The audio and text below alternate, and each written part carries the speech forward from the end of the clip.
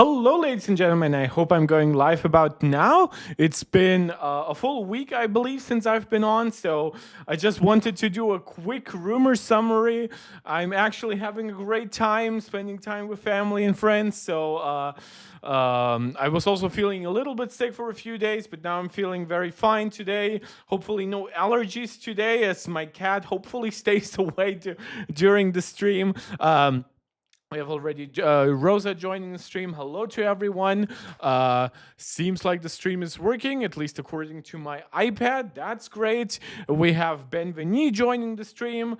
Shout out to all the MarkTech Pro Max supporters. I just saw an encoding overload message on OBS. My Mac has been acting really strange today. Yeah, Benveni, long time no see, but at least you heard from me, right? I am pretty active on the Discord, so you guys can go over there. Let me know. Can you see me all right? Because like my OBS is saying that my CPU usage is between 8 and 10%, but somehow it's causing an overload. So by the way, we'll not be playing Cyberpunk today. My Mac is weird today. Like my Safari crashed. Took me like 3 tries to turn on OBS. The last beta worked perfectly. Like until today, I have no idea what's going on. We don't seem to have dropped frames or an unstable stream, but yeah, okay. So it seems okay, at least okay to you, Benveni. That's great.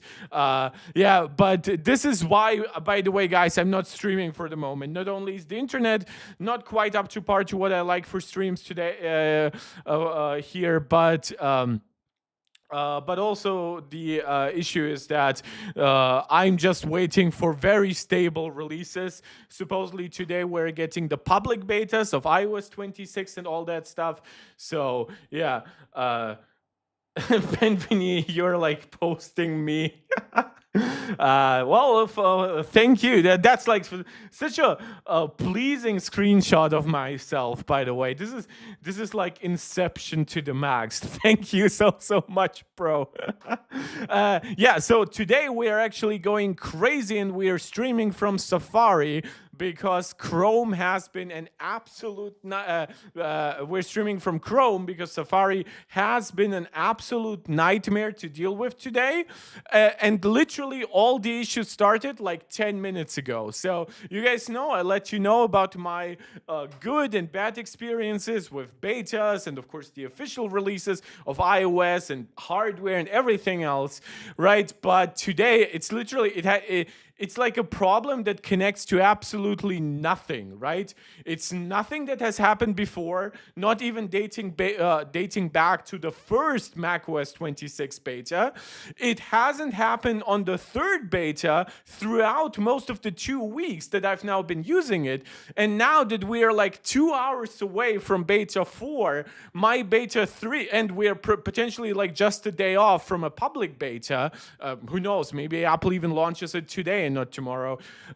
Now suddenly my Mac is acting like I don't know, like it cannot sustain performance, weird OBS messages, Safari just deleting all my tabs randomly, OBS refusing to start up multiple times. So somehow the most stable app for now in macOS 26 beta 3 on my M1 Max 14-inch MacBook Pro is somehow Chrome. So I guess that's irony. So I guess that's good that I'm keeping it around on my Mac. But yeah, if you wonder why I'm not very eager to stream right now, it's because I'm afraid of such technical issues. But today has really been special in that regard. So that's a lot of intro babbling out of the way. I want to say thank you once again to all the Patreons that support this channel. The patrons, because we have only one from Patreon. But shout out to Angelica, Steve, Max Maximus, and Jonathan, our MarkTech Pro Max supporters here on YouTube as channel members. And shout out to Benveni, who's already in the chat, who is our MarkTech Pro Max supporter over on Patreon. Thank you guys so much. This regular support really encourages me to keep up my content more regular, and I will be streaming more into next week, and then after that I'm back home. So at least by next Thursday or somewhere like that. Yeah, this is a long vacation for me, and I didn't actually plan to spend it all here, but I actually might. I'm really relaxed. I'm really happy. Everyone is happy to see me. At least it seems that way to me.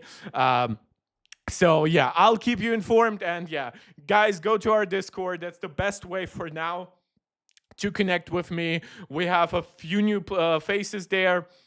A lot of engaged people sharing their opinions, their experiences, and right now, as we transition to the public beta of all the WWDC announced software releases, I think you will find a lot of help there from people who are actually very interested in the in and outs of like the beta experience, right? It's not that we analyze code over there, but people are actually genuinely open. Oh, a beta can have bugs. Oh, a beta can experiment with the general UX design. That's kind of what a beta is for. And yeah, so join the community. It's pretty fun there. Benvini saying something similar happened to me in beta 2 just a few hours before they would release beta 3. My iPhone got very slow and was crashing all the apps like crazy. Yeah, like I told you that on beta 2, my Mac was getting really warm when charging. Now, it was already the case with beta 1, but I mean, from beta 1 to beta 2. And then beta 3 kind of fixed that. So whenever it's happening now, I really perceive it not as like a general issue with the entire beta experience, but like a specific bug. And right now, my Mac was actually perfect. And the reason why I know that is because it didn't run warm, right? I was charging, I had OBS on, I had all my Safari tabs on, right? All was working fine. But then it also happened that literally like 15 minutes before the stream, Safari crashed, OBS starting acting out, OBS started showing me now overloading messages right when we started, and my Mac is now also getting hot. Not quite as much as it would have during beta 2 or 1, but yeah, this is really... I'm sharing this with you because I know you guys like check out what's on my dog and everything like that, right? I mean, that's a lot what we discuss on Discord to blow my own horn again and lead people over there. But yeah, this is very important to me that you know, this is why I never recommend developer betas. And to be honest, I don't even recommend public betas that much, right? I think that most people are still primarily best served with official releases and maybe testing out a beta that you're actually super interested in. Now, I understand that actually applies right now because we all want like liquid glass before it's actually out, right? But if you have work critical things like, I don't know, like... if you don't like have a work phone, right, and you are a doctor, I mean, I am one, but we do have work devices. But I guess if you don't, and if you actually rely on your smartphone, and hell, I'm not a surgeon, and I'm definitely not an emergency doctor. I'm way too much of a pussy for all of that. So if you are that, and please don't install betas. I think lives might actually be at risk. And if you don't respond to your phone in such a case, your career will be at risk as well. Yeah, but that's a lot of intro babbling out of the way. Again, thank you to anyone who supports this channel, be it directly or indirectly, just watching, leaving likes, comments. Strong recommendation for you two guys to join the comment section. Let me know what you think. Let me know what you would like to see me cover. Give me suggestions. Give me improvements that you would like to see happen on this channel. Don't tell me to stream more regularly. Believe me, that one I at least know. I'm stupid in many ways, but not in that way. Yeah, and otherwise, let's actually get into it because we do have a couple of pretty decently big leaks and rumors surrounding the upcoming iPhone 17 launch. That goes everywhere from iPhone 17 Air to iPhone 17 Pro, and we even have some new M5 iPad Pro rumors, hence why you see an iPhone 17 Pro mockup and an M5 iPad Pro in the thumbnail of this video. But let's actually start with that iPad because this is something that's coming from Bloomberg's Mark Gurman. So it is in his Power On newsletter, though this Power On newsletter is written so so long-winded and so boring, and he tries to act all analytical about Apple's competition and shit like that. Honestly, I didn't want to read that with you guys. So yeah, that's why we are using Chrome. That's why we are using macrumors.com. Thank you, Joe Rossinger, for summarizing this specific rumor. And let's actually get into it. Apple's next-gen iPad Pro models will be equipped with 2 front-facing cameras. Did I call them? Yeah, I believe I called them front cameras in my title. I always prefer just calling it selfie cameras. I think, honestly, for the new generation, that's much more self-explanatory. According to Bloomberg's Mark Gurman. In his Power Run newsletter, Gurman said that the upcoming iPad Pro models with the M5 chip will have both portrait and landscape cameras. So right now, of course, that's oriented around the new landscape-focused design of iPadOS. Even more so now that we know how much more productivity-focused iPadOS 26 is. And that's, of course, that was actually a long asked for design change, right? That Apple would move the camera from portrait mode orientation to landscape. It took them a while because they still wanted to keep the Apple Pencil on the side with the magnetic attachment, the wireless charging, right? So that was literally placed that kind of competed, that was a tech that competed for space with a potential landscape camera. Apple eventually made it work, and actually made it work pretty compromise-free. So that was really great. But now, of course, if you are using, for example, FaceTime in portrait mode orientation, so that's, for example, how I use personal FaceTime, right? Like if I use it with a family member, like if my cousin calls in and shows me my nieces or something like that. I will never use my iPad in landscape mode for that. I will always use it in portrait mode, even my big 13-inch iPad Pro. And I still have the M1 iPad Pro, so that's the camera is in the right position for that. Of course, for work calls, now those I primarily do on my MacBook Pro, for which the camera is in the right landscape position.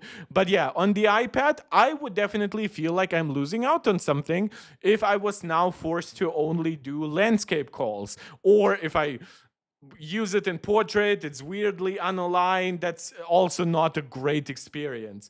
And apparently Apple saw those kinds of complaints and is looking to solving them by literally doubling down on selfie cameras, by literally putting in another one to not just have one here, but also one right there. Gurman said that the upcoming iPad Pro models with the M5 chip, so those are the ones supposedly coming in the second half of this year. I mean, we are already in the second half of this year, but like October, November, somewhere around that as a launch. We'll have both portrait and landscape cameras, letting you capture photos and go on video calls. I think this one is the biggest reason, without having to worry about the device's orientation. I wonder if there will be some kind of AI in the ISP to automatically switch between them. If Apple will let you control them manually, which I really hope they do. But yeah, this is going to be interesting. It's definitely also contributing to the very premium status of the iPad Pro. I mean, when you think about it, for a while, like iPad Pros had the ultra-wide camera on the back, and that really wasn't necessary, but that was extra spec that cost Apple money to implement and maintain. Eventually, they heard from consumers, you know what, we don't really need that one, so they removed it to keep costs a little lower for themselves, to use that internal space for something else. But even beyond that, we still have features like LiDAR scanners on the back of the iPad Pro, right? Which iPhone Pros and iPad Pros have it, but then no other Apple product. So would Apple remove that as other components just stack up and make the iPad more and more expensive to make? And now they're doing something like that here too, right? They have now 2 front cameras just so for the convenience that you look perfect whether you're using it in landscape or in portrait mode. So the iPad Pro, don't get me wrong, it is definitely expensive at $1,000 for the 11-inch version. I really think that the least that Apple could and should do is give us 16 gigabytes of memory. I would also prefer more like something like 512 gigabytes of storage at that price point rather than 256. But that's also kind of not necessary. Even a lot of pro iPad users don't really rely that much on internal storage. However, in an era where Apple is pushing AAA game ports to iPhones, iPads, and Macs, we kind of need more internal storage, at least as a baseline. So, yeah, but what I'm trying to say is there are definitely reasons why iPad Pros are so expensive, right? From the high-end chips that they utilize to the tandem OLED screens. So yeah, and Apple definitely isn't seeming like they're slowing down. They're just doubling down on the fact, oh, this is a premium iPad. It has literally everything except for macOS, because that would potentially cannibalize some MacBook Air sales and stuff like that. Benjamin is saying, where's Riley trying to be number one yapping? Yeah, don't know. Maybe the topics today don't appeal to him. However, I do have to be honest. The reason why I'm streaming at 4 p.m. today is because I know that nobody is going to watch when I stream at 3 p.m., right?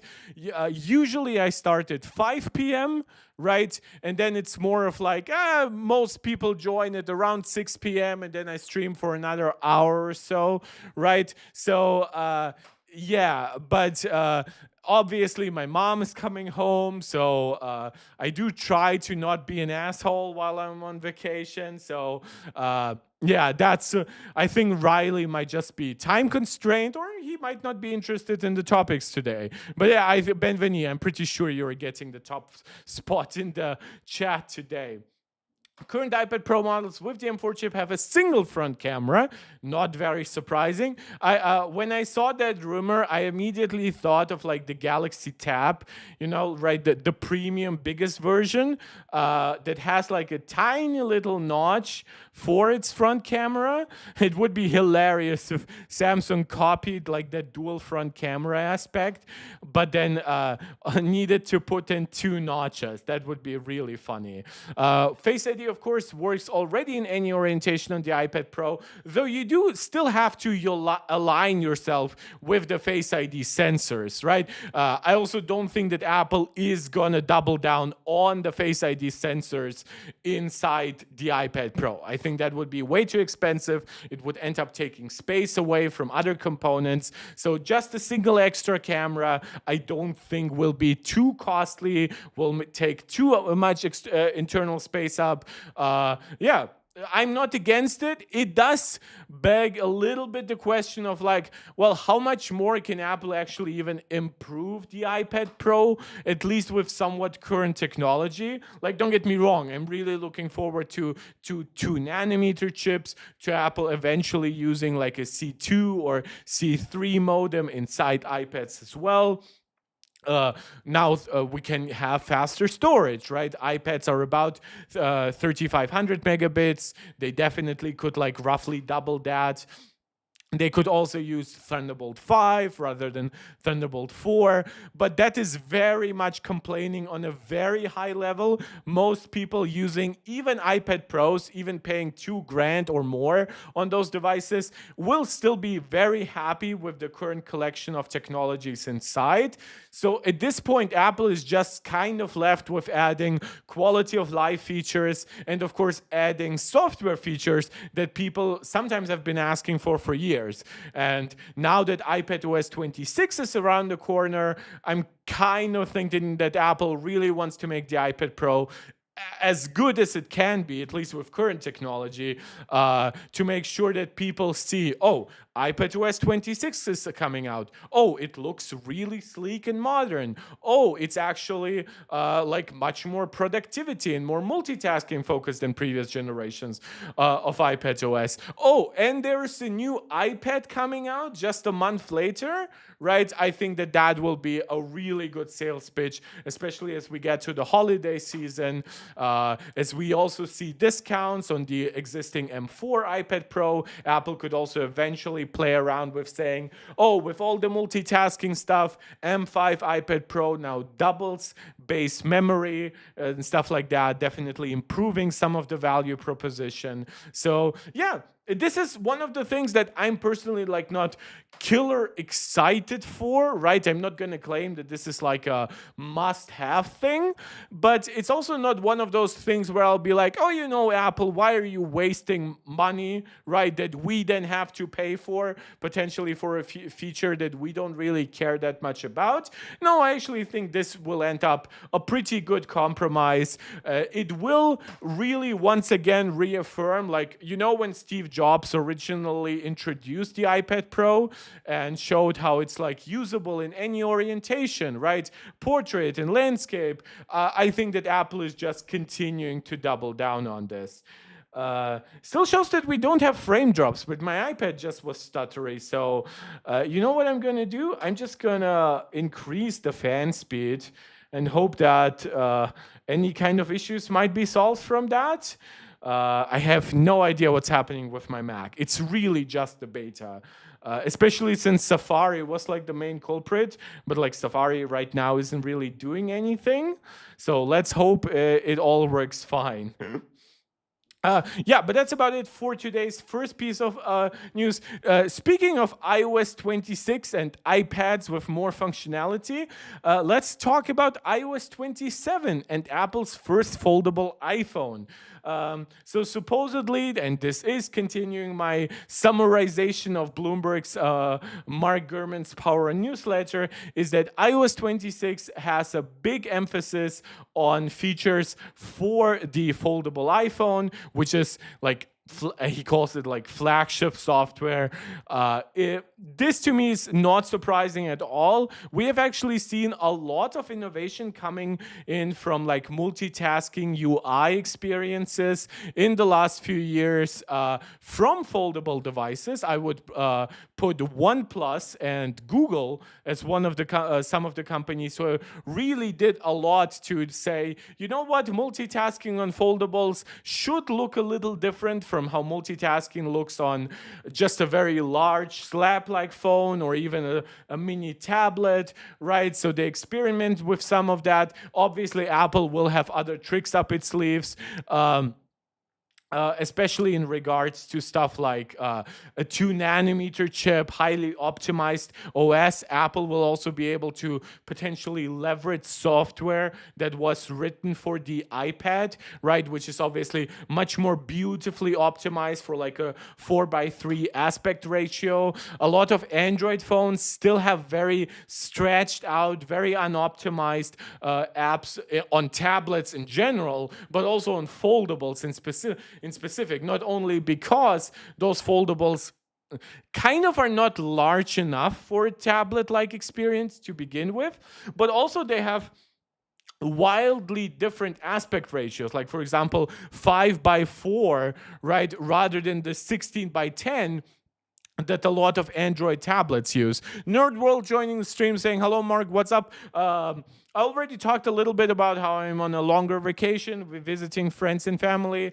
That's why my streaming schedule is a little irregular, but I am doing quite well. Unlike my Mac on macOS 26 Beta 3, which just decided to like randomly run hot, to randomly click off all my tabs in Safari, to have OBS encoding overloads, which is like, I have in OBS disabled that you can actually see OBS, right? But my CPU encoding load is 8 to 10%, right? Depending on what's happening on the screen.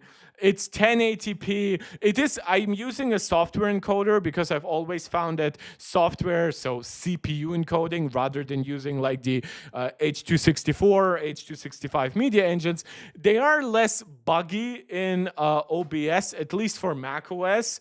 H264 runs fine most of the time, but H265 has historically given me a lot of issues on my Mac, especially since I'm always always an adopter of beta software that really fucks with the hardware media encoders. And OBS is not too great at them anyway. But that never bothered me because I have a very powerful chip here with plenty of memory bandwidth, plenty of memory too. So yeah, but to see encoding overload messages while I'm streaming right now, to me, it's just very hilarious at the moment.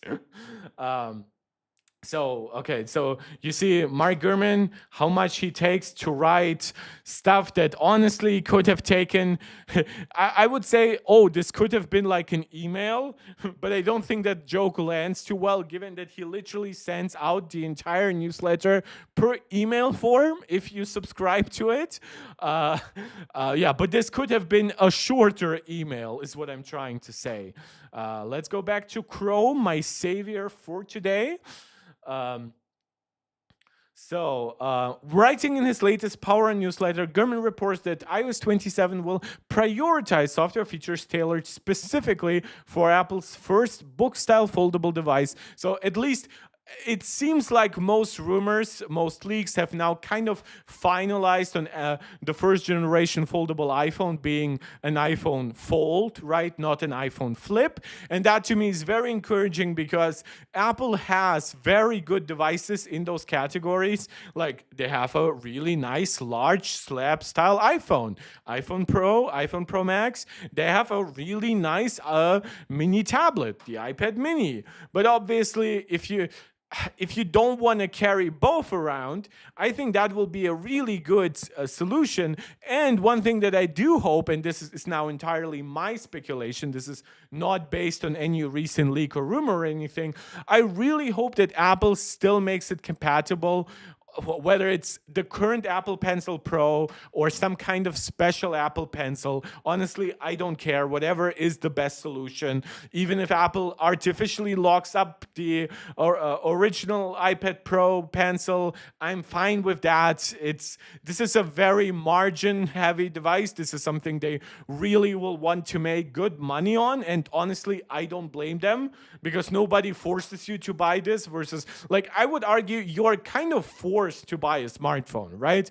And with Apple, if you even want like a modern feature like ProMotion, at least up until this year, you're forced to buy an iPhone Pro. So Apple better make the Pro iPhones a somewhat good deal, and thankfully they have been. Like, I mean, the iPhone 16 Pro Max has a brighter screen, better cameras, better performance than the Galaxy S25 Ultra, but actually costs $100 less. Like, it doesn't have the S Pen, but then again, if you want a great Apple Pencil experience, you go with iPad. If Apple charges $2,000, $2,200, $2,500 for it, which, if you know how taxes work, could result in like an end price of 3,000 euros for me if I actually buy this, right? I would want it to be compatible with good accessories, right? Like Samsung actually removing S Pen functionality from the Z Fold 7, to me, is a huge insult to what made Samsung, in my opinion, at least somewhat unique in the last few years. Like, especially once they started giving the S Pen to the Galaxy S Ultra rather than to a specialized Note device, right? So I really hope that Apple makes it Apple Pencil compatible, or a different Apple Pencil, and also works on software that, of course, takes advantage of it. That said, there's nothing in Gurman's report to suggest that regular iPhone users need to be concerned about the lack of UI innovations coming to their device next year. Given Samsung's 7-year stint in the foldable market, the report goes on to suggest that there is a pent-up demand among some Apple users for a foldable device that doesn't rely on Android OS. I would actually argue, from all the market analysis that I often disagree with that Mark Gurman provides, this is actually true. I think that now that we have this recent wave of very thin foldables. Now, I will get to why I don't think foldables are as great as some people make them out to be. But I think that now that foldables are a lot more Apple-like, No, I have not yet had the chance to try out the Z Fold 7, unfortunately. We have had like crazy weather to the point that like people are just fucking staying home because we have like, I know it's not a literal monsoon, but we had like such freaking strong rain and wind in the last few days. So, yeah, I will be going out on during the week and actually like going to some like carrier, maybe like telecom or two or something like that, and actually trying a Z Fold 7 for myself because I am pretty interested in that. No interest once again in the Flip. Especially now, like the Flip keeps getting more expensive in a way that like at least Samsung is keeping the ultra pricing consistent. Apple is keeping the pro pricing consistent, but somehow the Flip has the balls to keep getting more expensive, which to me is like, what? Like, I get it with the Fold. I don't think that the Fold price increases recently have been justified, except for the tariffs, of course, in the United States. That's a completely different can of worms, unfortunately. But yeah, with the Flip, I'm like, who is buying it at like $1,100-$1,200, right? You get worse cameras, worse battery life, worse screen, like you still have to deal with the crease, worse speakers, everything, right? For basically exactly the price of an iPhone Pro Max. Like, what? That's just insane to me. Like, especially like right now, I could literally get like an MSRP, and I mean like the discounted Z Flip 7, right, which includes like getting 512 gigabytes for the price of the 256 gigabyte version, right? So I am taking advantage of the cost saving, but I could get an iPhone 16 Pro Max for pretty much the same price on Amazon because it's just being discounted so much. Yeah, like interested in testing out the Z Fold 7, not so much the Flip. That said, blah, blah, blah, given Samsung 7 year, blah, blah, blah, we've covered all that. Apple's foldable iPhone is expected to launch next year, featuring an approximately 7.8-inch inner display and a 5.5-inch outer screen. So what's interesting, that inner screen actually, and this render actually doesn't show it too well, but it's supposedly a pretty wide screen, like a relatively 4:3 kind of aspect ratio, which to me actually makes sense, because if you think about the external screen, right, the smaller one, to be like roughly a 3:2 aspect ratio, well, once you double that width, right, of the 3:2, the 3:2, and now you double that 2, which is 4. Now you have a 4:3-inch screen, 4:3 aspect ratio screen. And that to me sounds perfect because we have had 3:2 iPhone screens. That's actually every 3.5-inch iPhone screen that we had. It was 380 by 320, 480 by 320 before Retina display, and then it was 960 by 640. Apple could literally take that resolution, quadruple it to 1920 by 1280, right, for the outer screen, and then on the internal screen they could double that width. 1280 times 2 is 2560, and tallness that would still be 1920, and we would have great screens with roughly 410 to 420 ppi. It depends a little bit on the exact screen size. So it would be plenty sharp. It would be very standard. So it would actually be a joy without much scaling to watch 1080p and 720p and 1440p videos on it. So I'm actually really getting excited about now that we have a little bit more of an internal image of this. S25 Ultra is better than Z Fold 7 for the price, I guess. Yeah, especially once you consider the discounts that you nowadays can get for the Z Fold for the S25 Ultra, right? Like, I mean, sure, again, you do have those launch discounts for the Fold, right, which I mean, I don't know how much it helps really, but hey, like at least you save like $150 on a storage upgrade. But you literally can save $300 almost on the S25 Ultra. And if you're willing to go on the used market, which obviously is not yet an option for the Fold, now you can save like $500 or $600. So yeah, I absolutely agree. Plus, for the vast majority of users, the S25 Ultra will have other advantages, like its nice anti-reflective screen, its overall better collection of cameras, its better cooling system, its larger battery, right? On a smaller screen, a larger battery, that's a pretty big deal. Yeah, so for the vast majority of people, I agree, nerd world. Always hate just calling you nerd. It just sounds like I'm Homer Simpson screaming nerd.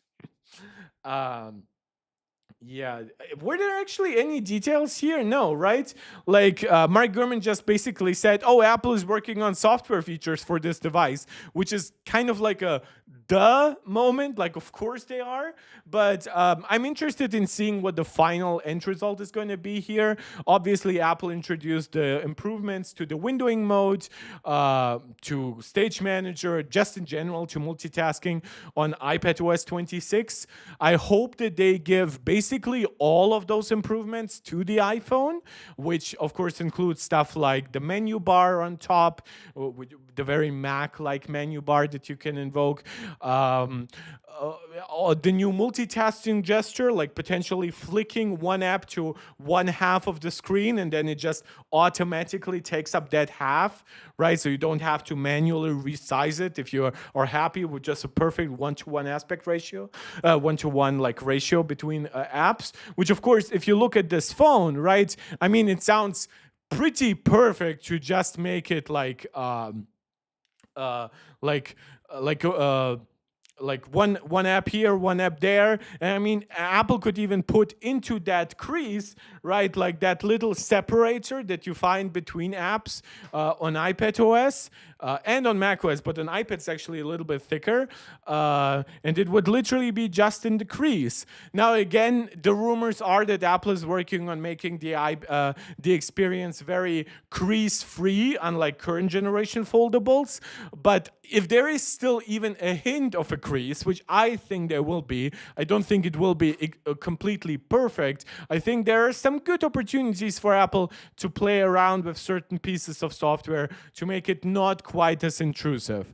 On mobile, do you use dark mode or light mode? I use auto just in general for switching, but I do mostly prefer dark mode, though now that I've been reading more on my iPad and everything, I kind of have to say I get actually less tired from light mode.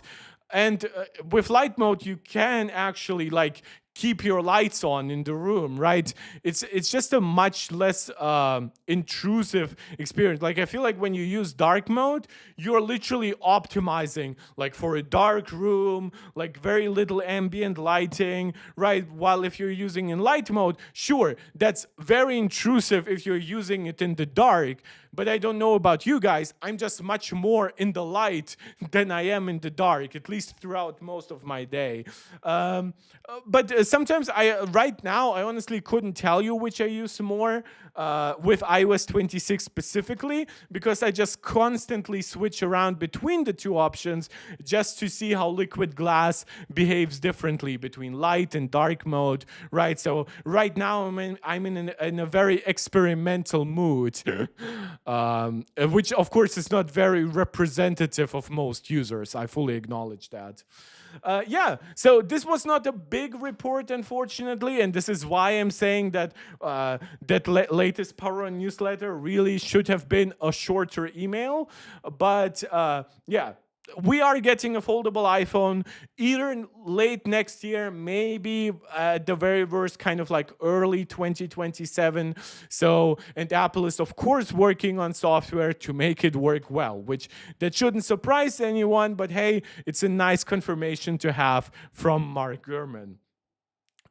Speaking of iPhone models that we are expecting actually this year, though, rather than next year, the iPhone 17 Air is slowly coming into its own when it comes to just like, oh, we're expecting one camera. Oh, we are expecting some compromises for the speaker system. Oh, we're expecting it to get the C1 modem rather than like a Qualcomm modem, right? Like the rest. I have to say, I'm extremely unenthused about the iPhone 17 Air, to put it mildly, right? The main point to me is that I don't like heavily compromised devices, especially if they still target a price point that most people don't associate with such compromises. Now, with the iPhone SE, yes, it was cheap for what it for Apple, right? And the battery life definitely wasn't great, but at least what the iPhone SE offered, in my opinion, was the last way to get a home button on an iPhone, right? I mean, now we will never get, think about it, there will never be an iPhone SE, unless Apple at some point revives the branding, which I don't think they will, that doesn't have a home button, right? We transitioned from the SE to the 16E. And think about the 16E. Now, the 16E has a lot of compromises. It has a small main sensor, right? A 1 by 2.5-inch sensor rather than a 1 by 1.5 or 1 by 1.28, right? It doesn't have MagSafe, right? It doesn't have ultra wideband. But what it doesn't have a very bright screen. It doesn't have dynamic island. Of course, it doesn't have ProMotion, or it has a single camera. But it's still in a price point. Even though I'm not in love with it being $600, I think it should have been $500. But it gives you a decent amount of base storage. It's not terrible, right? At least, like, sometimes 64 would be relatively terrible. And it gives you a really large battery, actually. It's the largest battery Apple has ever put into a 6.1-inch display iPhone, for around 4,000 milliamp hours. And it's an experiment. It offers like Apple's C1 modem, which is actually pretty efficient. So on 5G, it literally like doubles or more the battery life that you would get from a last gen SE, right? So if you were used to buying the cheapest iPhones available, the SE is a big step forward in certain ways, like battery life. With the Air, my problem is I'm fine with having a very thin, very light focused iPhone, and with it having some compromises to achieve that. I really am. But I don't think that that should be in the category of like an $800-900 and certainly not $1,000 device. And part of that is even Apple themselves have set a standard with the iPhone Plus that actually the best battery life you get on an iPhone is mostly on the Pro Max, but the Plus is either extremely close or, depending on the specific year, it might actually be slightly ahead. Right? Because maybe its screen is not as bright. It might literally have a slightly smaller screen, 6.7 versus 6.9. It might not clock its processor as high, right? You will have some difference that contribute to better battery life. With the 17 Air, it's very likely that we're looking at a very similar price point. I mean, at best, what is Apple going to do? Reduce the price by $100? Make this $800? I don't think it's likely. There are things here that are making this device more expensive, like a titanium frame and the potential use of silicon carbon batteries. But seemingly, whatever they're doing with that battery, either they're not using silicon carbon or they're using an extremely small but high density battery. So previously we had a rumor from UX1122 saying that Apple would put in a 2800 milliamp hour battery here. And now we have a new rumor posted by Instant Digital. I always mention I cover Instant Digital, Digital Chat Station, right? Focus Digital, which are pretty big Weibo leakers. And now basically this leaker is confirming that the battery does not exceed 3,000 milliamp hours. That could mean that the 2800 number is exactly correct. Could mean that it's somewhere between the two numbers. I mean, God knows, it could be even lower. And yeah, we haven't had basically battery capacities on new iPhones this low ever since the iPhone 12 series. Which, I mean, even with the use of an in-house designed Wi-Fi modem, which this year's iPhones are rumored to get all, with a C1 modem, which is supposedly like coming only to the Air after being originally introduced on the 16E. Like, I don't know if Apple really prioritized things correctly, because supposedly the Air is like getting all the quality of life features that have been introduced on recent iPhones, right? It will have the action button that has been introduced on the 15 Pro series. It will get camera control from the 16 Pro series.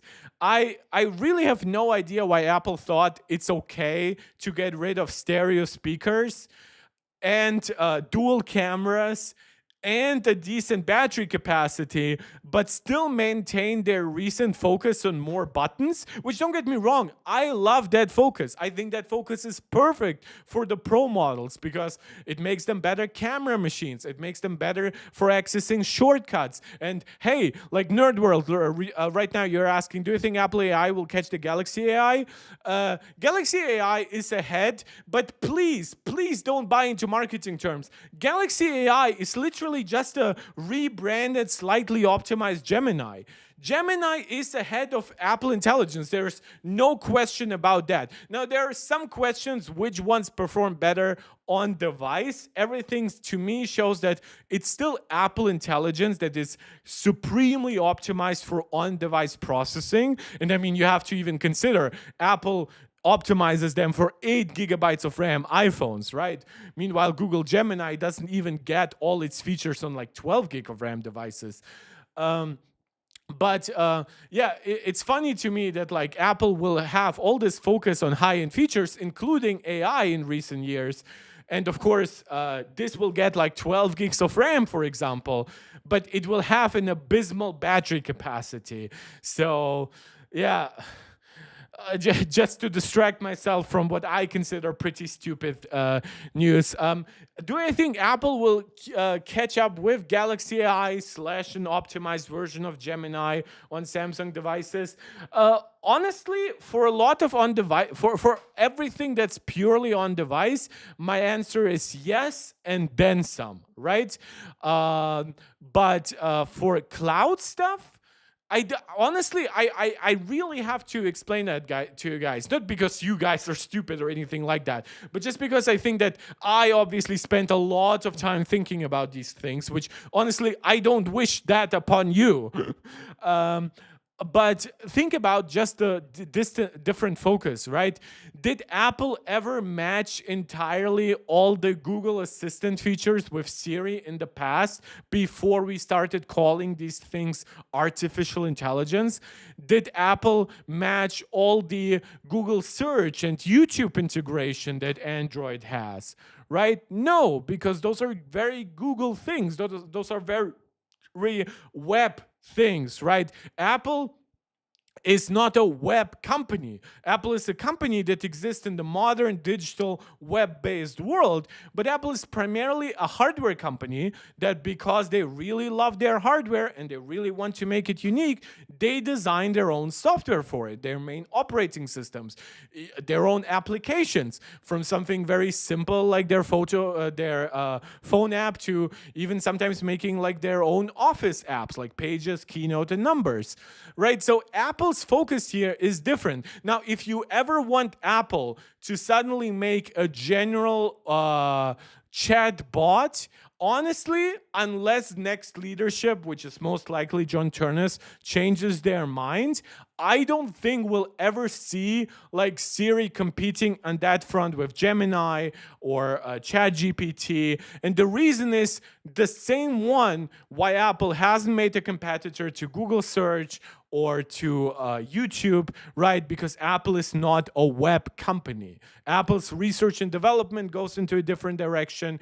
Apple's focus with their devices goes in a different direction. And to be also quite honest, Apple still gets all that stuff, right? I mean, Google Search is integrated right into Safari and even in Siri, and even now into something like visual intelligence, like reverse image search is part of Google-based reverse image search is part of Apple Visual Intelligence. YouTube, of course, is an app on the iPhone, right? So Apple doesn't even feel the need to compete with all that stuff. I know there's a lot of questions on the market, like well, who will solve artificial general intelligence? Who will make AIs actually way smarter than people? But honestly, if that any of that happens, it's not gonna be Apple. Apple is gonna focus on giving us, when it comes to AI, Apple is gonna focus on giving us devices, giving us processors, and giving us development tools that actually make sure that all of these AI stuff, all of these AI features work well on iPhone, iPad, Mac, right? Whether it's making very fast neural engines, just in general, very efficient chips, having a broad base of users that all use the same operating system, where you can build apps with the same development tools, right? Having extremely powerful and efficient Macs. I think that is how Apple is gonna not only survive but thrive in the AI era. Will Apple just make chatbots? My current answer to that is no. It could change over time, especially once Tim Cook really transitions out of power. But for now, my answer is no.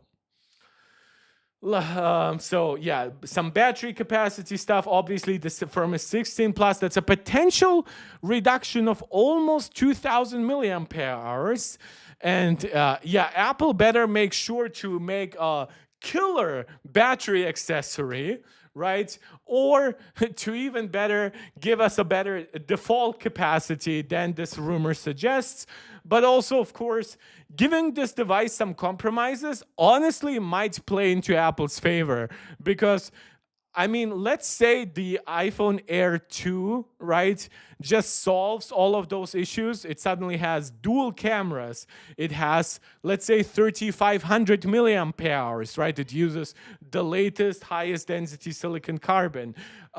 It actually has stereo speakers. Well, now it's a completely different discussion on if it's actually a device worth getting. I think my cat just is it's driving her insane that I'm once again talking to myself, at least according to her.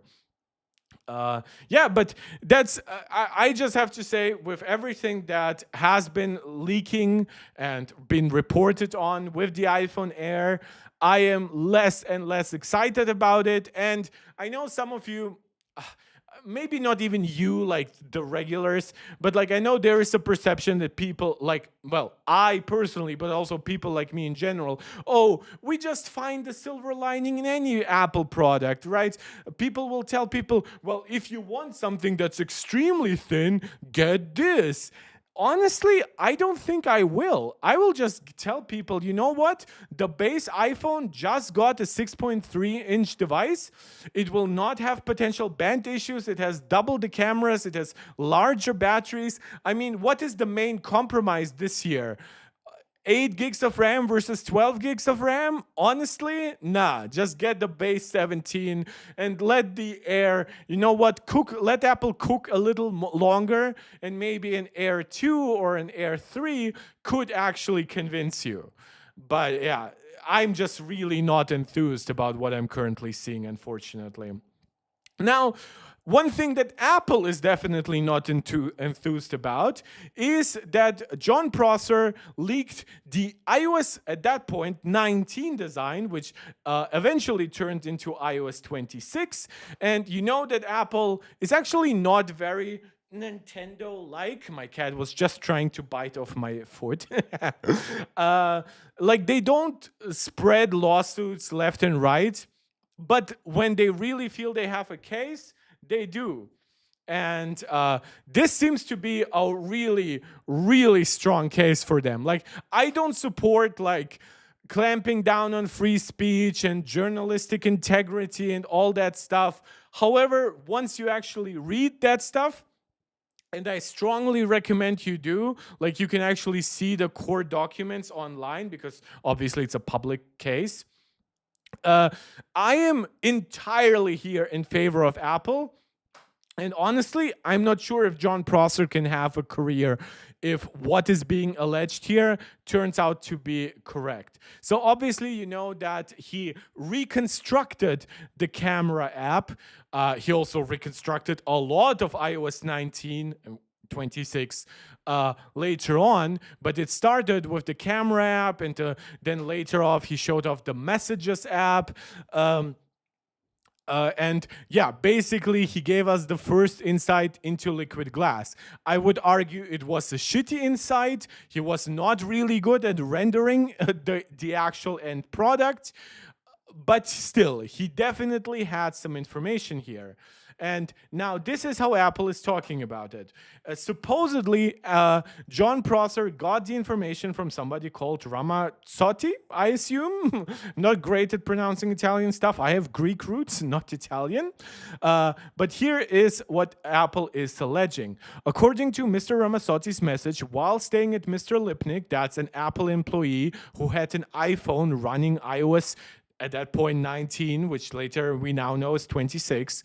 While staying at Mr. Lipnick's home, Mr. Ramazzotti used location tracking to determine when Mr. Lipnick would be gone for an extended period, acquired his passcode, and broke into his development iPhone, which Mr. Lipnick had failed to properly secure according to Apple's policies. So that leads me to believe that this is a development iPhone that stayed at home, right? Not actually like a product that he used day to day, because obviously that's something he needed him to be gone from the home.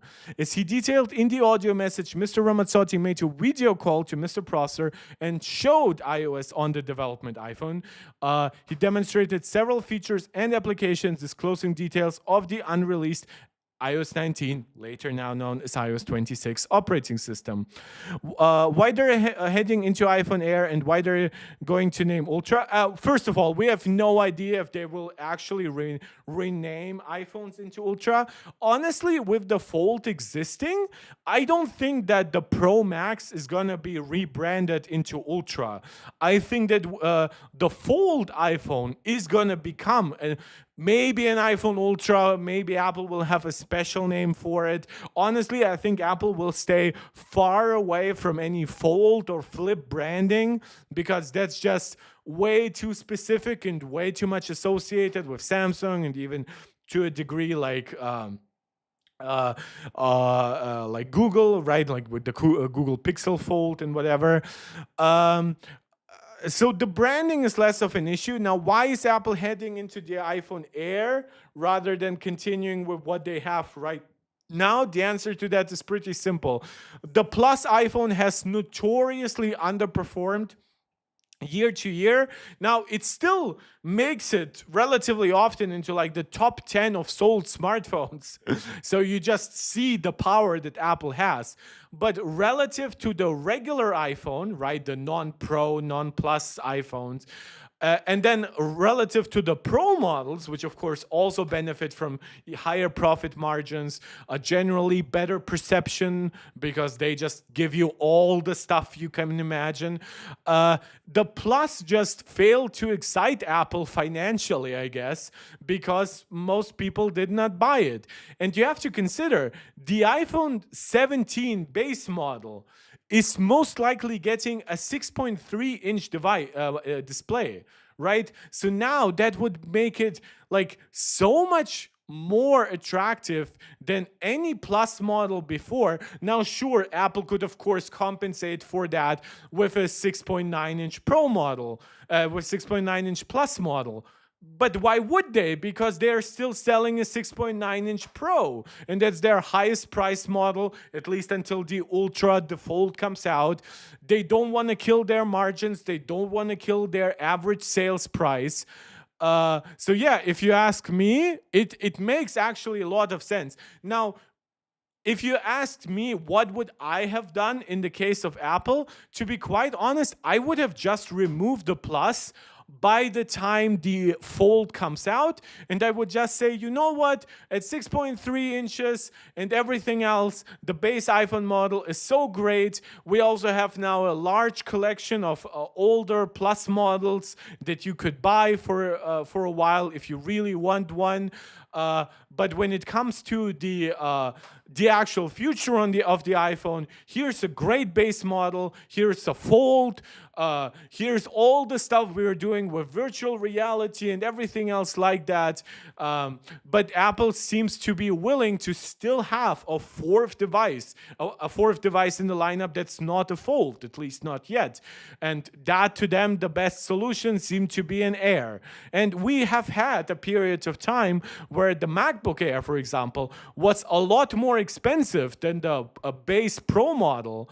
But actually worse in many ways, like way worse sustained performance. Like, I mean, sure, it had an SSD, which made it snappy, but it also meant like having like 3-4 times less storage and paying outrageous amounts of money for that storage. So Apple thinks that maybe they can replicate some of that success. And hey, over time, maybe Pros become more expensive. And if they keep the Air still around $800-900, that would make it more attractive in the future. Yeah, but it's hard to say. Maybe they see it as having potential with like the female demographic, like generally people with smaller hands who don't want their device to be that heavy, but who still want a large screen.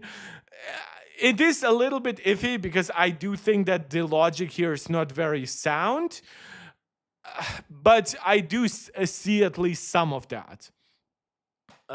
According to Mr. Ramazzotti, Mr. Prosser, who is of course Jon from Front Page Tech, proposed the scheme and promised to find out a way for Ramazzotti to get payment. If you know, of course, there's a very different standard journalistically. If somebody just reaches out to you and tells you, oh, I have this and that information, I think it really deserves to see the light of day, right? And of course, just like deliberately paying insiders to leak company information. So this is why it might also be worded this specific way. To find out a way for Ramazzotti to get payment if Mr. Ramazzotti would provide access to Mr. Lipnick's, that's the Apple employee, development iPhone, so Mr. Prosser could steal and profit. That's of course Apple's wording here, but it is pretty accurate from Apple's confidential information. Don't forget, a lot of people will say, well, why does this matter? Well, think about all the Android releases of like liquid glass skins, and even some manufacturers, I don't remember, was it Vivo or Xiaomi, already having at least some kind of effects like that. The earlier stuff like this gets leaked, the earlier Apple loses control of the marketing cycle, the news cycle of something that they make, right? Apple deserves to, at least until they show it to the public, at which point it's ours to react to analyze, to critique. But before that, it's entirely up to Apple to decide when do they actually go public, what do they actually show the first time they go public.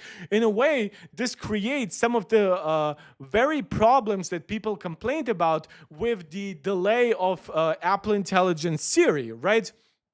Apple showed it too early, created too much of a hype cycle around it, but then eventually had to delay it because it simply wasn't as ready. And that created a lot of consumer backlash. The same thing is happening here. Can you imagine if maybe, let's say liquid glass turned out to be actually bad internally, right? Let's say it consumed way too much battery life, used up way too much memory, and Apple had to delay it for a year or something like that. Imagine if now this leak comes out months before WWDC, and then WWDC rolls around, and suddenly there is no liquid glass announcement, right?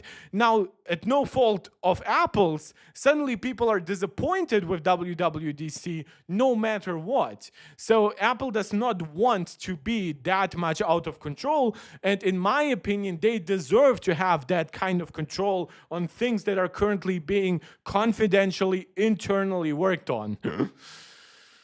Mr. Ramazzotti acknowledged that Mr. Prosser recorded the video call with screen capture tools. That's, of course, what they then used as a baseline to recreate those effects with screenshots and stuff like that.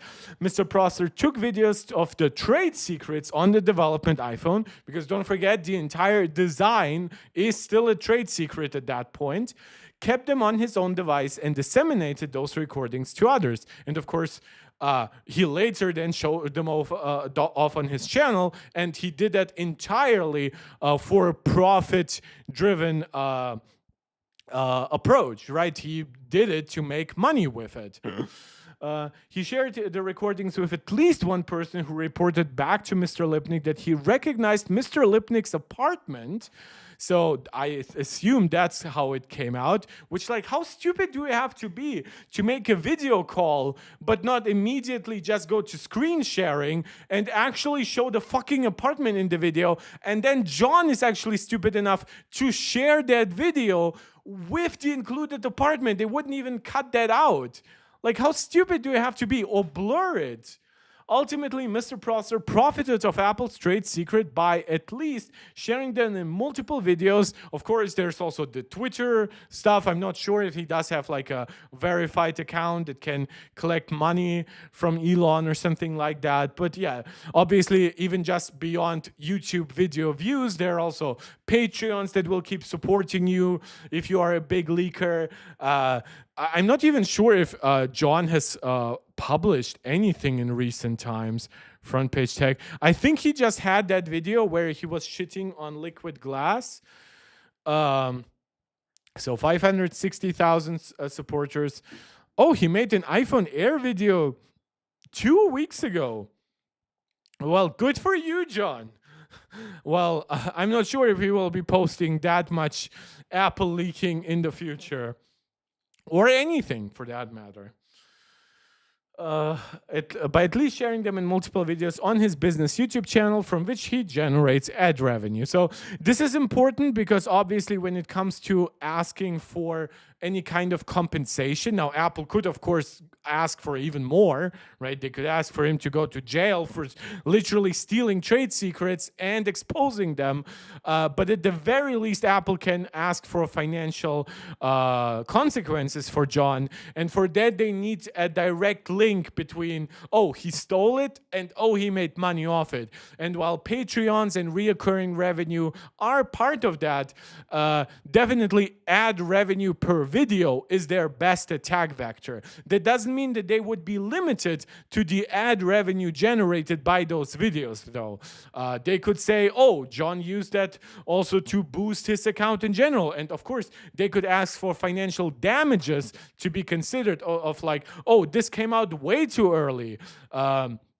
This created an early negative impression of liquid glass, right? They could really find strong arguments here. And I will later, by the way, read the entire lawsuit, just not on stream because my eyes are getting a bit tired.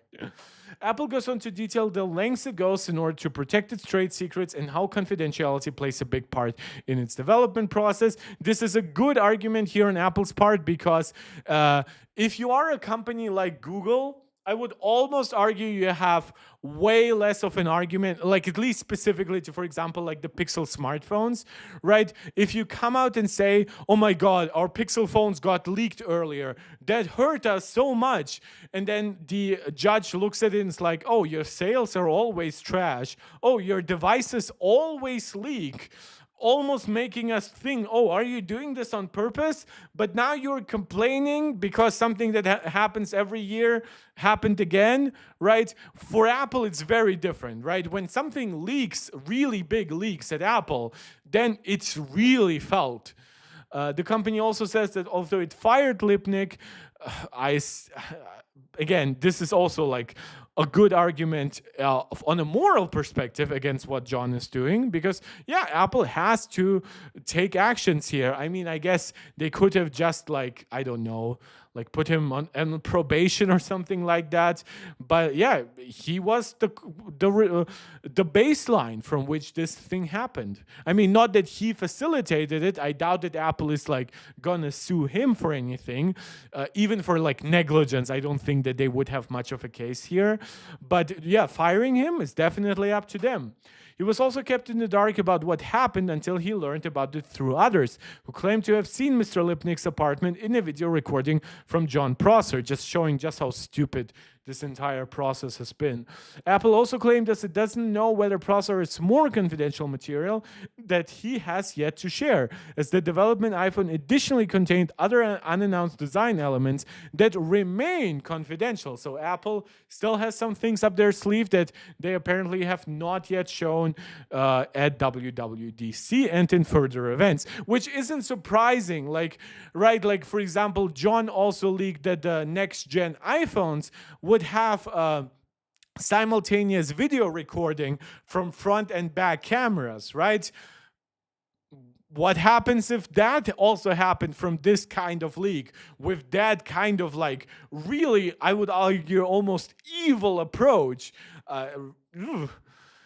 So, in a nutshell, Apple is asking for a jury trial, which would allow a jury to decide on injunctive and punitive damages if the company wins the case. Apple, like any company, has legal protection for its trade secrets. While it's interested to read the rumors, there are consequences for theft of trade secrets. It's interesting to read the rumors. So Apple acknowledges that channels like mine are not evil to cover the rumors, but we don't become primary sources for those rumors. The employee involved was fired, and I assume that he could also claim theft, invasion of privacy, and other potential civil actions against his friend Ramazzotti. This is honestly something that I think that Apple should really be evil and actually support him in that lawsuit, right? It's like saying, you know what? We might have fired you, but would you like us to finance that lawsuit just to utterly destroy this person? Lipnick may have violated Apple's policies, but it was his friends that stole the secrets. Prosser may be a co-conspirator. That depends on how in-depth, of course, Jon Prosser was involved in how exactly this process was running. As far as I'm concerned, Apple is 100% right in protecting its company secrets. That's top comment by Paul L. So W for Paul L. I can live without knowing the details of the next iPhone release before Apple announces it. I absolutely agree. Apple lists the following requests: judgment in Apple's favor and against defendants, injunctive relief as the court finds necessary and appropriate, damages in an amount to be proven at trial, punitive damages based on the defendant's willful and malicious misappropriation of trade secrets, and an order directing defendants to not make use of or disclose Apple's confidential, proprietary, and trade secret information to third parties without its written consent, and to return or assist Apple in locating and destroying any such information in their possession, custody, or control. That is going to be like the least part of the what any kind of like final sentence comes out. This will almost guarantee to be here.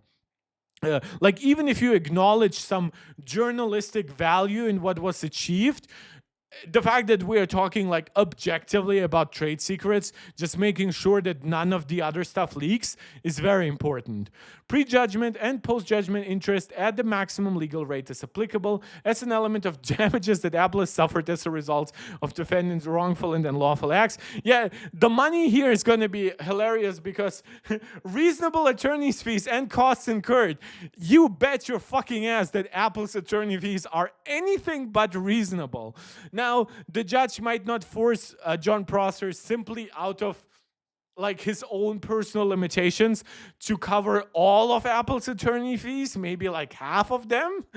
Yeah, but this is hilarious. Like Apple does not hire cheap lawyers. Such other relief as the court deems just and proper. For the record, this is not how the situation played out on my end. Luckily, have receipts for that. Basically, the receipts he posted are basically showing that he didn't know. Right? How the hell did you get this? Asked Jon Prosser in shock. This message was deleted. So, okay. So basically, so this was then deleted by this person, right? And that's why he's basically probably explained how it happened.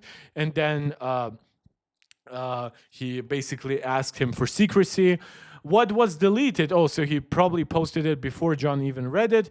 I guess we'll never know. What, god damn it? But we are 100% sure this is legit material. Interesting, he does not ask for the legal baseline for this. Obviously, this puts one damper. I know some people have said, oh, it also proves that he doesn't give him money. I disagree with that. Because that's something that can be discussed via phone call and everything. Basically, if Apple wants to say, oh, this was discussed, like the exact details before it. However, this could have happened, like, even literally when the phone call was happening, right? Jon Prosser would have had an obligation to basically lay off the phone, maybe not report what has happened, because he isn't forced to incriminate himself, but to not proceed in any further clearly illegal action. So even if John himself did not devise the plan that ultimately came off this, which this kind of makes this look like that, but then again, we don't see the entire messaging chat. Yeah, he's asking if this is 100% legit. Yes. Oh boy. Okay. Trusting you blindly. Well, I mean, you're not entirely blind here. Any info I've given you within the last year and a half has been correct. So this is basically just what this person was trying to write. Yeah, this is a very interesting one. I still don't think this is as exculpatory as John makes it out to be. And honestly, I think he's fucked in so many ways. But I just really wanted to cover this because we obviously do report on news, but we do not create them, and we definitely do not steal them ourselves here. Let's see if there's actually anything more Apple stuff. Like, did the beta come out? Yeah, special battery case. Yeah, that's nothing surprising. We've heard that rumor before. Blah, blah, blah. CarPlay stuff. Not really interested in that. Okay, so I think that means the beta is probably coming out in like 40 or 50 minutes. And until then, we'll actually go through a little bit of Fold stuff. I was asked in the comments here if I actually got to test it out. No. But hey, I mean, if Samsung wants to send me a review unit, you guys know I'm all up for that. Find me on Discord or send me an email or something like that. But basically, I was hoping that the Z Fold 7, with the use of like a Snapdragon 8 Elite chip, right, would use its multiple compromises, right? No S Pen compatibility by removing the digitizer that's needed for it, by removing the underscreen front camera for the internal screen, right? By honestly kind of being sucky when it comes to speakers and things like that, things that objectively suffer from a thinner, smaller form factor, right? I had hoped that Samsung would use its numerous other technological pipelines, like the fact that Samsung is kind of like the OLED company, right? Like giving us the latest and greatest OLED panel, using technology that they already have from the S25 and S24 Ultra even, like the nice anti-reflective coating.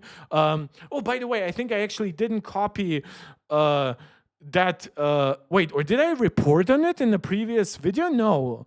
I actually think that yeah, there's one iPhone piece of rumor that I will cover before the end of the video.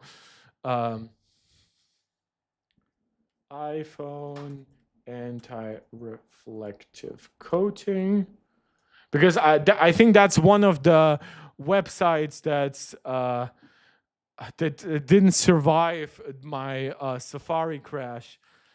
So that's before that, opening that here. Okay, and going back to the Samsung.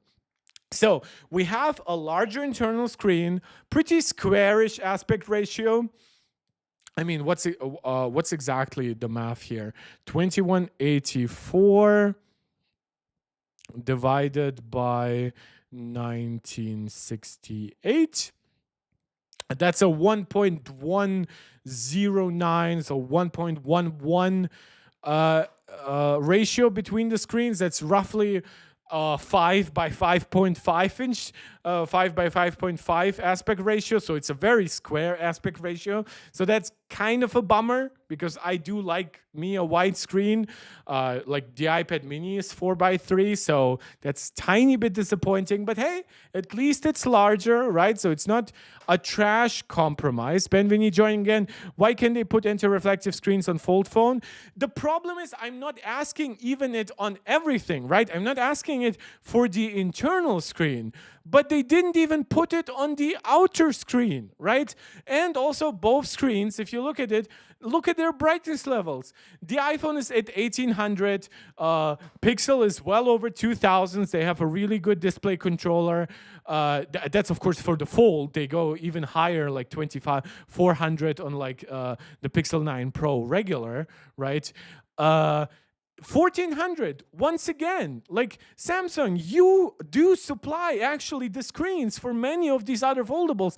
The Fold 6 itself. Now, I've actually listened to Zone of Tech's review of the Z Fold 7, and he mentioned how the screen, now granted, that was for a very hot few days, like he said was like 32, 35 degrees Celsius. And the screen was running at 10% brightness level. And we had that exact same heat wave here in Germany. And my iPhone 15 Pro Max, my 15 Pro Max, not my 16 Pro Max or anything else like that, was definitely not dimming down to 10% in regular usage. In fact, it didn't even down that much while I was charging it wirelessly with my battery pack, right? My 7.5 watt charger. I don't use 15. I didn't get the 15 watt because why, right? It probably would overheat at that point. Yeah, so this device is not really bright. It's not very anti-reflective. And to add insult to injury, it's not even a very modern screen, right? It doesn't have like Samsung's latest and greatest capabilities in that regard. The cover screen then continues that exact same specification almost with 1400 nits peak brightness, and unlike that internal screen, which of course has to work with technologies like ultra thin glass and that plasticky feel and everything, I acknowledge that it wouldn't be the same of putting anti-reflective coating on it. But on the front display, yeah, you bet your ass Samsung could have done it. It just would have cost them. But then don't forget, of course, it should cost them. This is now a $2,000 device. It's more expensive than ever before. Yeah, exactly. Benveni, you are in London, so yeah, you can speak to it. It's definitely not like sure, a phone can dim, especially like Zone of Tag was like taking photos and everything. So I understand why his phones are more stressed, right? He's literally reviewing them, those phones. That's fine to me. But my issue then is like really down to like 10% brightness, down to basically unusable. Now we are looking at what, iPhone 12 performance with max 5G, right? Because when you think about it, like the first wave of 5G phones in general, they really got hot, like the Galaxy S10 5G. But then the iPhone 12, and by that point the Galaxy S21 and those devices, right? They had way more efficient modems than first gen 5G. But if you still max those X50 modems to the max, your device, especially a stainless steel iPhone 12 Pro, kind of got really hot and dim at that point. But like, really, we are in 2025 for a product that costs $2,000, has a high-end processor. I've seen some people saying, and I have not yet seen a teardown of the Z Fold 7, that Samsung actually removed the and this is coming from Zone of Tech, so take it with a pinch of salt, I guess. But basically that Samsung removed the vapor chamber heatsink, which now has been standard on, I believe, the last two folds before this one. And they just went with a very thin but much larger graphene sheet. So similar to the cooling solution of an iPad Pro. But don't forget, an iPad Pro also has basically a unibody aluminum chassis underneath. And it's a very wide device, very big device. So very large area to dissipate heat. Meanwhile, this is still a glass sandwich. And it's also a glass sandwich that might actually fold onto itself, which means it's actually gonna trap the heat. This is a recipe for disaster. And like, don't get me wrong, if the 1400 nits was nicely sustainable on an anti-reflective screen, I would be like, you know what, that's fine, I accept that on the S25 Ultra. But really, you cannot even sustain like 15-20% of this once it gets really hot. What, like, think about it. Like, what about markets like Saudi Arabia, the United Arab Emirates, right? Israel, for that matter, just Mediterranean countries where such heat is pretty. Think about fucking California, right? Or even think about Asian countries that get really hot too, but also might have like rain season. So that heat is actually like very persistent. It's like high humidity, high trapped heat in the environment. Really? That's what Samsung is launching for $2,000 in 2025? Come on, you can do better, Samsung. Next is battery life. And battery life is something that I've been consistently disappointed in its coverage in, because I feel like people are trying to gaslight me about the battery life of the Z Fold 7 and the Fold 6 and devices before it, because this device has less battery capacity than my iPhone 15 Pro Max with a single screen, right? Like, why, like, how can people ever criticize any iPhone out there while being accepting of the battery life on this device? And it's not just that, like, oh, but this is a foldable. Yeah, but this is also a foldable that costs twice as much as a base iPhone Pro. Yeah, so basically in GSMArena test, it gives you roughly 12 hours. Now, again, you can adjust. For example, like, phone calls probably don't mean anything to most of us. I think that video being 30, you know what, just make it like this, right? I think that's about realistic. You probably actually would want to game a lot more on this device, but also weird issues here to me that battery runtime seems to be worse than gaming runtime, but hey, obviously you get like a little bit more battery life once you use only the outer screen, but that's kind of not the point of this device. But yeah, you can see that the recent wave of foldables has more battery life, right? 20% more. The X Fold 3 here having 30% more battery life. And then you even see some like the Magic V3 being a little bit disappointing, that even with like 15% more battery capacity, it actually gives you worse battery life. That seems to be primarily, though, that it might run a lot faster for gaming. So that might be a little bit of an unbalanced test. However, the 15 Pro Max, that's my iPhone, 16 hours on a battery ever so slightly larger than the Z Fold 7, right? And the iPhone here is actually getting creamed because iPhones notoriously underperform in GSMArena's call tests, right? But then let's actually delete the Pixel. Even though, by the way, the Pixel here performs better. That's probably because its chip is a lot faster, but hey, what can you do about that? Now, of course, if we add the 16 Pro Max, that's an industry-leading battery life here. You also see how the extra battery capacity even like outperforms the increase in actual battery life outperforms like the 6% larger battery. And then, of course, if we compare it Samsung's to Samsung's rather than Samsung's to Apple's, right? And we look at the Galaxy S. Let's first look at the S24 Ultra, right? So that's 25% more battery life, right? But then actually look at the S25 Ultra. And yeah, you can see that the 8 Elite is definitely saving some butt for the Galaxy Z Fold 7. But my God, like, this is so embarrassing. It's so much worse than the Ultras, and it just has so much less capacity than similar competitors now. I don't understand how that is acceptable.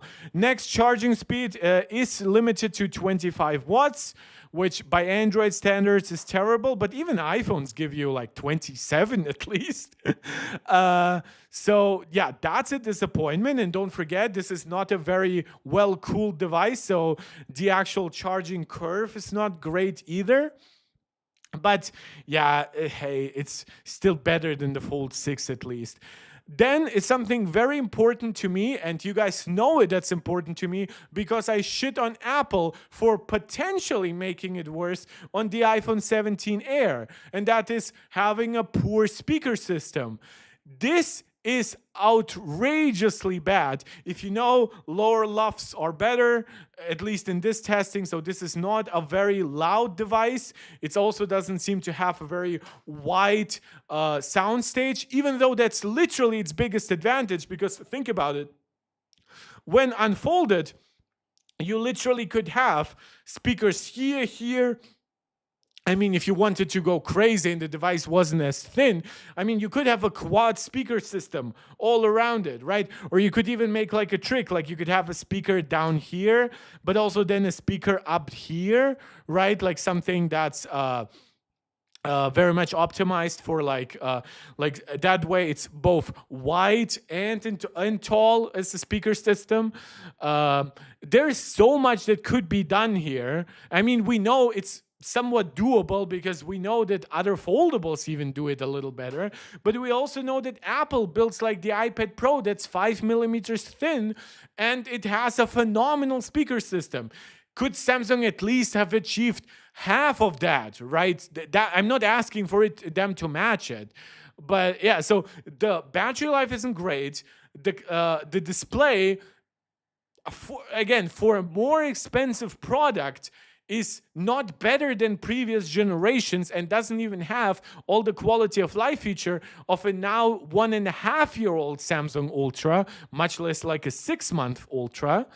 It doesn't have a charging speed, the charging speed to actually offset that lower battery life. And it doesn't have the quality of life stuff that you would want from like an entertainment, content consumption focused product here, right? Like a great speaker system. In terms of loudness, the Galaxy Z Fold 7 scored an average of 28.3 LUFS, which is far from ideal for a device in this class. The handset is also quieter than its predecessor, which is likely due to the smaller cavities used for the thinner chassis. Overall quality is okay. It's not particularly impressive, as the bass is not very pronounced, so the tracks sound a bit flat. However, the vocals and highs are well defined. So basically, it's not trash, not even remotely good enough for a $2,000 product. And this is where an iPad, I'm not even sure if they review iPad minis here. I mean, I can test it. iPad mini 2024? Do they have a review for it? No, unfortunately not. But like, I'm almost 100% sure that an iPad mini could deliver a better speaker system here. Also, larger battery inside the iPad mini. Also, way better sustained performance because even though this uses an A17 Pro, somewhat outdated chip, sure, but it is an aluminum product, right? So this is where I always say, like, I mean, sure, an iPad mini is compromised, right? It doesn't have ProMotion, it doesn't have an OLED screen. I fully acknowledge that. Plus, it's a separate product. You need to carry it around with you separate from your iPhone. But really, like at that point, to most people, especially in the iPhone world, right? Buy this rather than the Folds, in my opinion, at least. Such a disappointment. But unfortunately, my disappointment did not end here because there's also a performance category in those reviews. Now, this one should be taken with a little bit of grain of salt because I have seen faster Geekbench results from Z Fold 7s online. This might have been somewhat impacted by early, basically by device being set up, by the device indexing data. But you can see that's, at least in this testing, it roughly 10% falls flat, 8% maybe falls short of the Snapdragon 8 Elite for Galaxy when it comes to multi-core results. And in single core, it's also behind. Now, it's not terrible in that regard. I've seen, though, some really like bad results for the Fold 7. Probably because heat management makes it so inconsistent. So basically, if you're running this benchmark twice in a row, you just end up with results even lower. But you can see it's also falling like 6-7% to just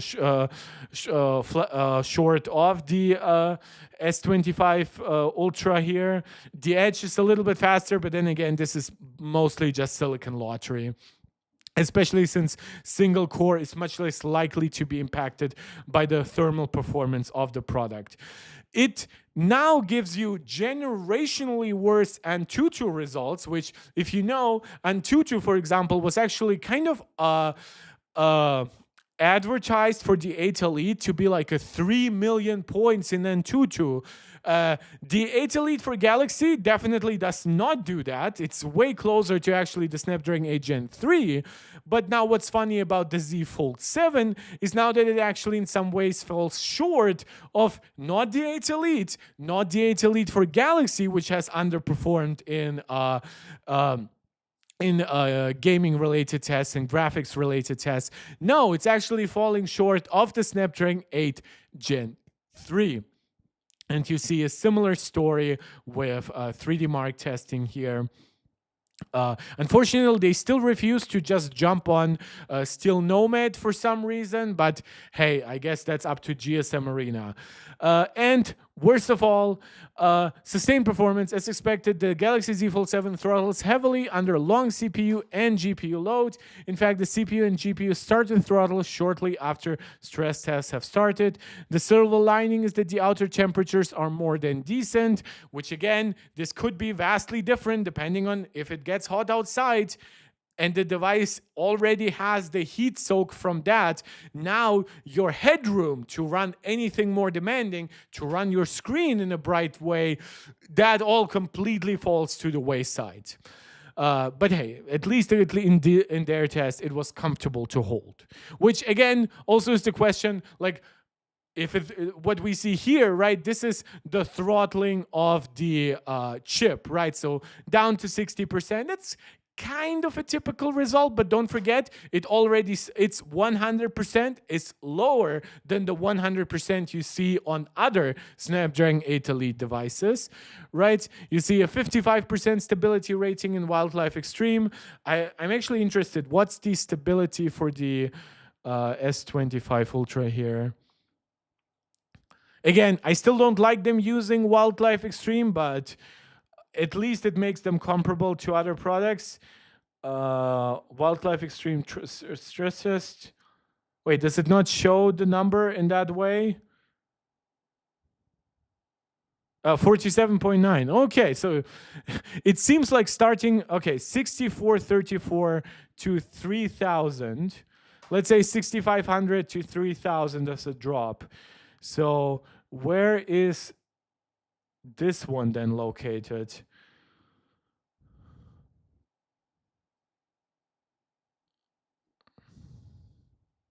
Man, I'm really am too stupid to control my mouse cursor because my iPad is in a different direction.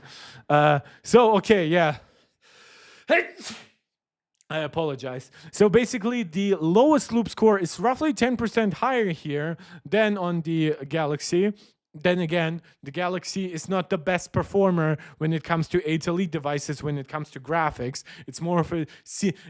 for Galaxy in the 8 Elite stands for better CPU, not for better GPU performance. And yeah, it's roughly 10% slower in its best loop score. So my assumption here is that because the Z Fold 7 does not generate as much heat with its processor on the first rounds, it has better room in the end to still have some room to at least give you over 3000. So that's not terrible, but again, it's still wildly let's look at the OnePlus. The 13 is the latest, right? I always forget that. OnePlus 13s. Just give me the regular 13. Let's look at performance. So you already see that several results here are a lot faster. So in Antutu, the Z Fold here was under 2 million. This is at almost 2,700,000. And when it comes to sustained performance, yep, it has higher peaks than the S25 Ultra, and its lowest loop score is like 20% faster than the even more so than the Fold, and it's like 35-40% faster than the S25 Ultra on its lowest score. So yeah, Samsung definitely is not the greatest at cooling, and somehow their consistent focus recently making devices thinner and lighter is just fighting with their ability to compete with other Android flagships in that regard. Benvini, I wasn't expecting that much compromise. Yeah, I didn't too, right? I thought, okay, they have a brand new hinge, right? Okay, maybe that hinge actually takes up a lot less internal space. Seemingly not, right? I thought, okay, Samsung actually uses higher density batteries these days. They don't use silicon carbon batteries, but for example, the Galaxy S25 Edge battery, I believe is like 10-15% more dense than some other competitors, or at least like 5-8%. It's sometimes hard to measure those things, but I thought, okay, maybe the 4400 milliamp hour battery is actually like 10% smaller, right? But again, then they take up more space, of course, with the larger displays and everything.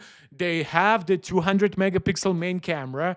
They have an ultra wide with autofocus. They still have a trash. Just showing you the spec points here. Is it an almost 1x4 inch?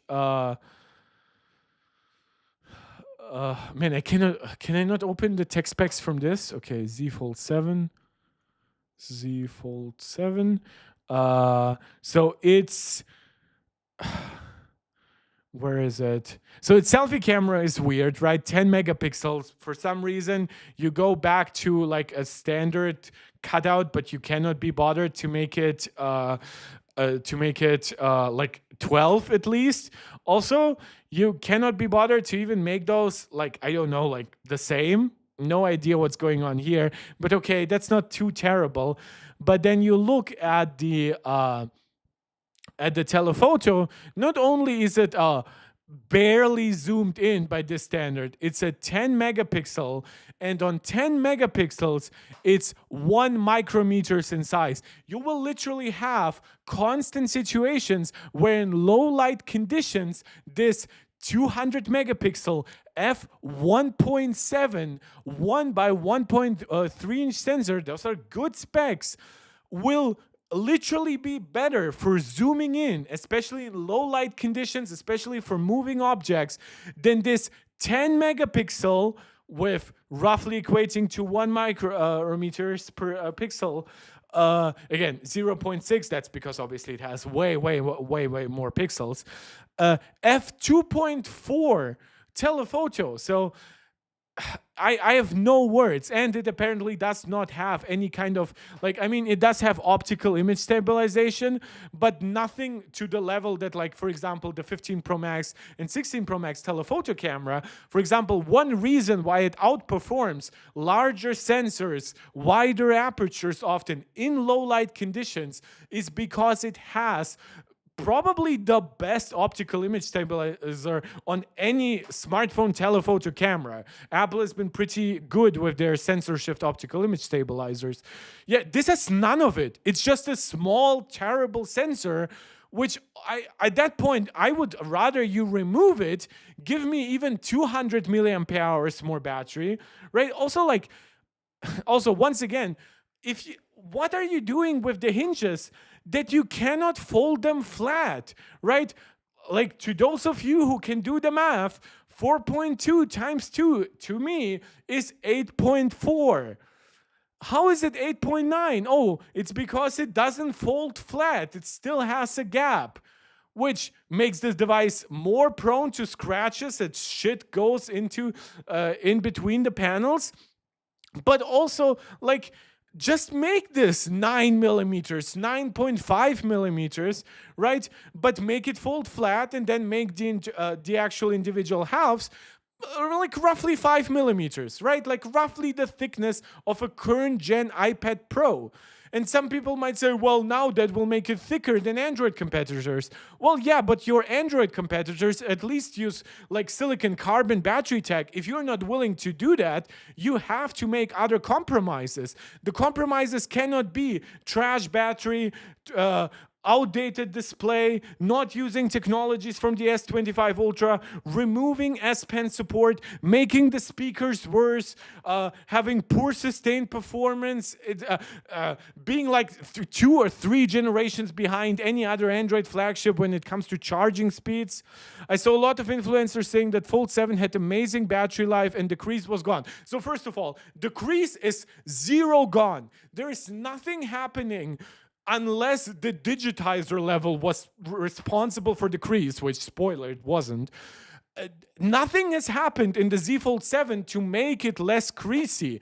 The reason why it has less of a crease than the Z Fold 6 that it's being compared to is because those Z Fold 6 are a year old, right? And the crease gets worse over time. It's not difficult. And yeah, they tested like for a week. They don't even load it up with all their personal stuff, which means it has less background tasks to work on or anything, right? And then they will proclaim it has great battery life. Many of those users are iPhone users, or they still will prefer the S25 Ultra, right?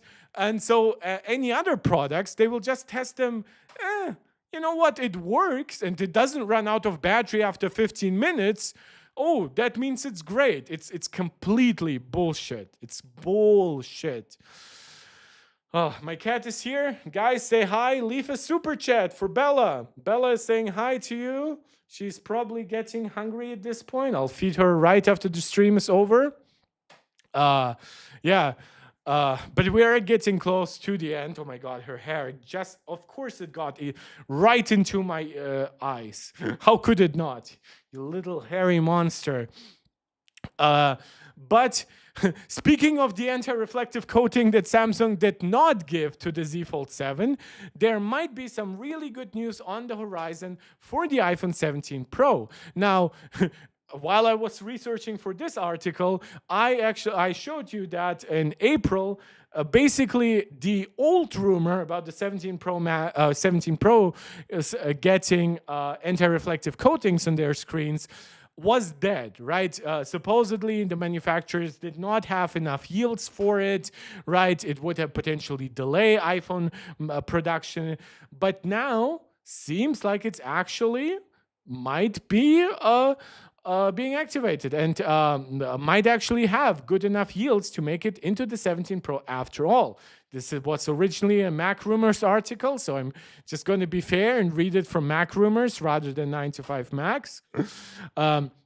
A reliable source, hopefully somebody from actual logistics in the supply chain, spoke to Mac Rumors that Apple suppliers have been able to achieve a high enough yield on the anti-reflective glass to support mass production. The 17 Pro and Pro Max will get the new display technology. This is important because sometimes it's easy to misunderstand certain supply stuff, right? It could have hit good enough yields right now, which would make it still not very a great fit for the 17 Pros. But if it had happened like a month or so ago, then yeah, then Apple could say last minute, you know what, put it into the 17 Pro and Pro Max. We'll have one more feature to advertise. And you know what, by doing a really nice mass order, by the time we put it into the 18 Pro, it's going to be cheaper for us, right? It's a good feature. The iPhone 17 Pro and Pro Max will get the new display tech, but it won't be coming to the 17 or 17 Air. For context, we first heard rumors about the anti-reflective display layer in 2024. It's supposedly more scratch resistant than the current ceramic shield. So that's interesting. If how different that is from the current ceramic shield. Should be noted that I don't think this means that the entire like protective layer changes. Like I assume this would still be layered,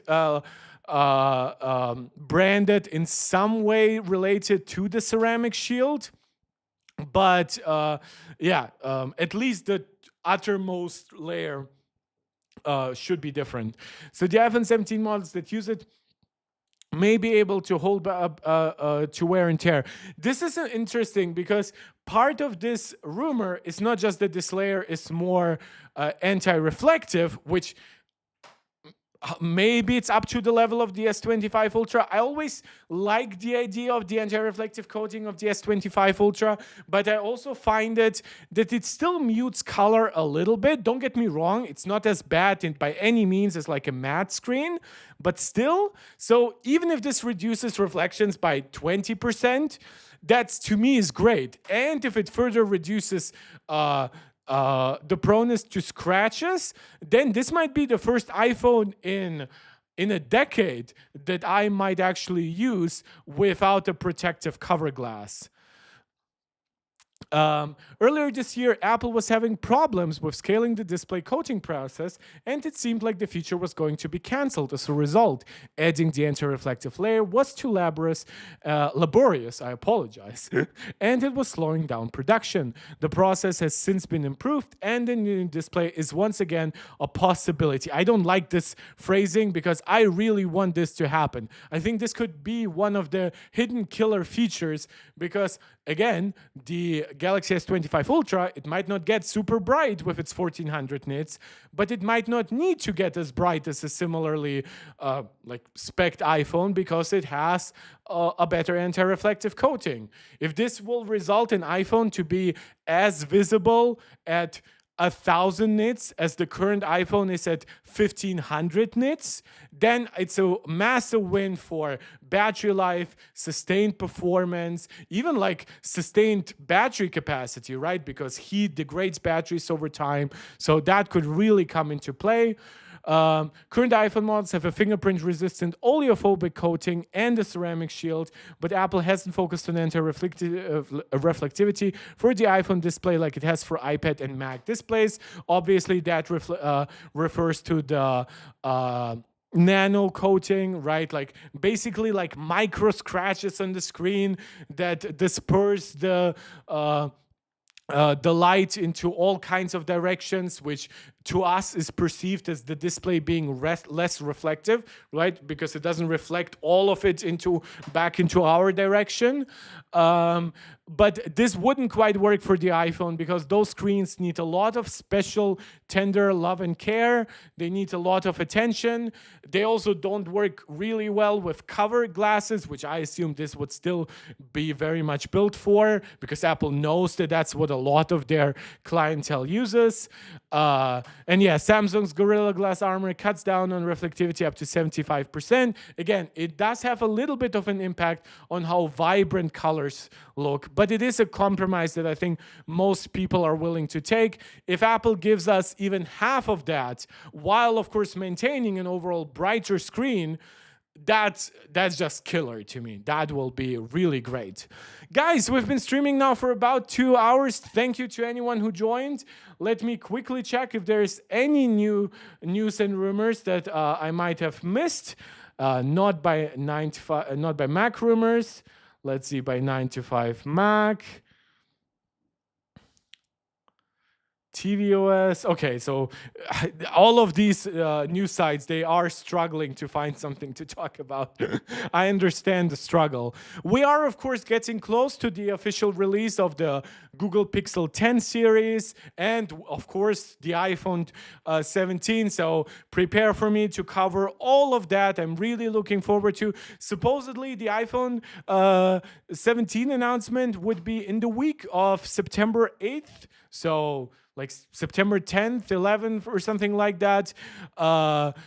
Wait, it would not be September 11th. Yeah, any day but that, probably in that week.